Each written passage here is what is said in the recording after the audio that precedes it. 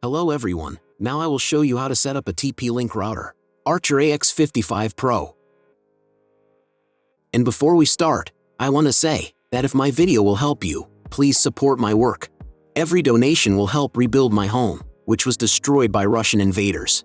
Half of all donations I will send to animal shelters and funds which support Ukrainian war victims. All details are in the description down below. The first thing you need to do is turn on the router. Take the power adapter. Plug one end into an outlet and the other into the router.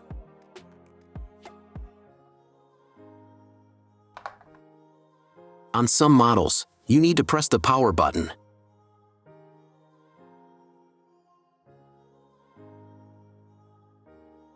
When the router turns on, the indicator will light up. Then connect the cable from your broadband provider to a special port. This port is usually signed as WAN or Internet, and usually it has a different color. Each cable should be inserted until it clicks. Next, insert one end of the Ethernet cable that comes with the router into one of the LAN ports.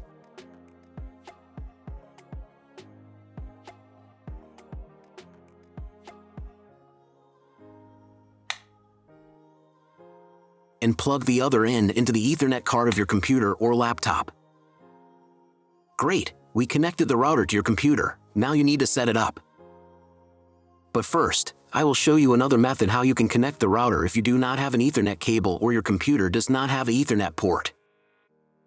All you need to do is connect the router with the power adapter and the cable of your internet provider.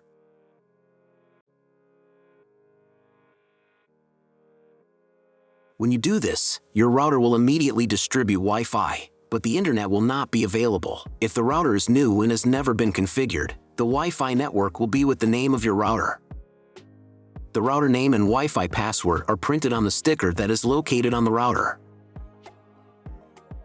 These credentials are different for each router. Connect to it. Great, you have connected to the router. Now let's proceed to its configuration. First, open your browser and go to the URL that you see on the screen. Use the address bar, not the search bar. If the link doesn't open, or you see a page with a password that you don't know, it means that your router has already been configured, and you need to reset it to factory settings. Press the special reset button on the router for 5 to 10 seconds. The indicators on the router will blink. Usually this button is inside the router case to prevent it from being accidentally pressed. In this case, press it with a thin object. The router will reboot and the settings will be reset to factory defaults. Then you can try to enter the router settings panel again. If your router settings panel looks not like mine, it means that your router has a different version of firmware. I recorded a video for each type of firmware. All links are in the description down below.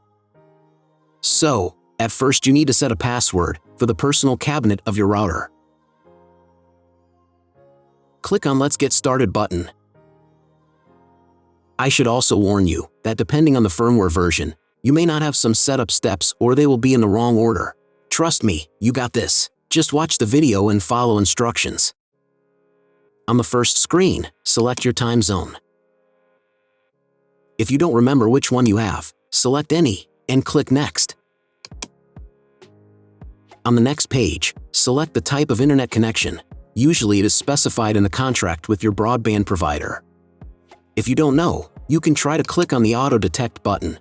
The router will try to identify what type you have. If it has failed, select Dynamic IP and click Next.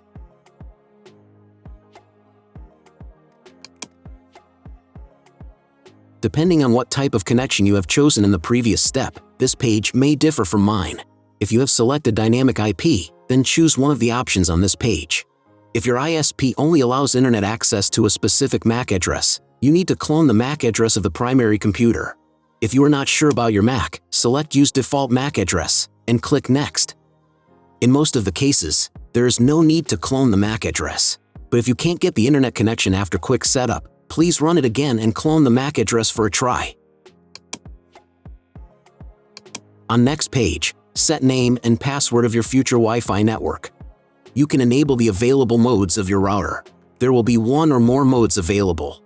If there are several, enable them and enter for each network the name and password of your future Wi-Fi network. Password must be at least 8 characters long. When you write the credentials, click on the Next button. On this page, you can configure TP-Link Cloud Service. Do not touch anything here, just click Skip button.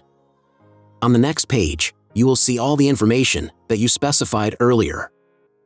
Just confirm the settings by pressing Next button.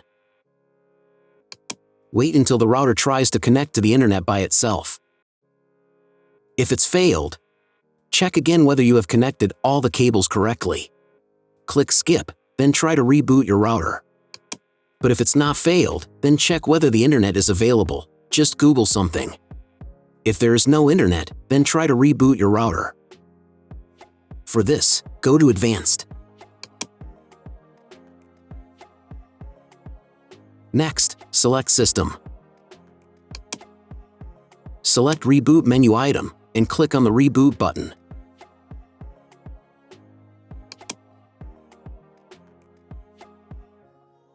If the internet still does not appear, then log into the router control panel using the password that you created at the very beginning of the router setup.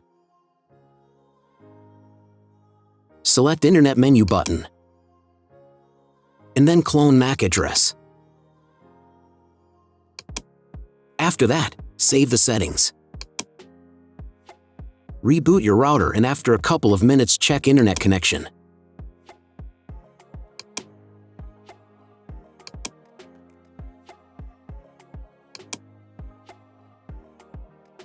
If internet still doesn't appear, contact your internet service provider. He will tell you what type of connection you have and what other settings you need to do. That's all. If my video helped you, please support my work. Every donation will help rebuild my home, which was destroyed by Russian invaders. Half of all donations I will send to animal shelters and funds which support Ukrainian war victims. All details are in the description down below.